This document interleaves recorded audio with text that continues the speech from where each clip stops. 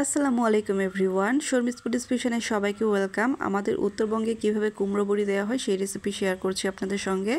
তো প্রথমে একটা খোল শুনে সুন্দর করে তেল মাখিয়ে নিল আমাদের এলাকার একটা ভাবি। আর এখানে আধা কেজি পরিমাণ মশকালাই ডাল বেটে নেওয়া হয়েছে। আগের রাতে সারা রাত ভিজিয়ে রাখা হয়েছিল, তারপর পরের দিন সকালে বেটে নেওয়া হয়েছে। এর মধ্যে তারপর দিয়ে দিল গ্রেট করে রাখা কুমড়ো, আর এছাড়াও দিয়ে দিয়েছে 2 চা চামচের মতো মৌরি আর কালো জিরা। এখন সব কিছুকে এভাবে একটু ফেটিয়ে নিচ্ছে, আর এটা অনেক বেশি ফাটিয়ে নিতে হয়। তো হাতে অল্প একটু পরিমাণ পানি নিয়ে এভাবে হাত দিয়ে ফেটিয়ে নিচ্ছে, আর এটা প্রচুর পরিমাণে একটু ফেটিয়ে নিতে হয়।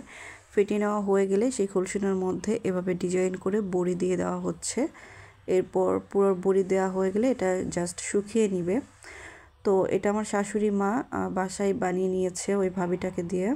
তো বাজারে কিনতে গেলে কিন্তু অনেক দাম দিয়ে, চড়া দামে এই কুমড়ো বড়ি কিনতে হয়। তো মাত্র হাফ কেজি পরিমাণ মাসকলাই ডাল দিয়ে 1 কেজির মতো কুমড়ো বড়ি হয়েছে। তো আমাদেরকেও একটু দিয়েছিল। আজকে এখানে বিদায় নিচ্ছি, আল্লাহ হাফেজ।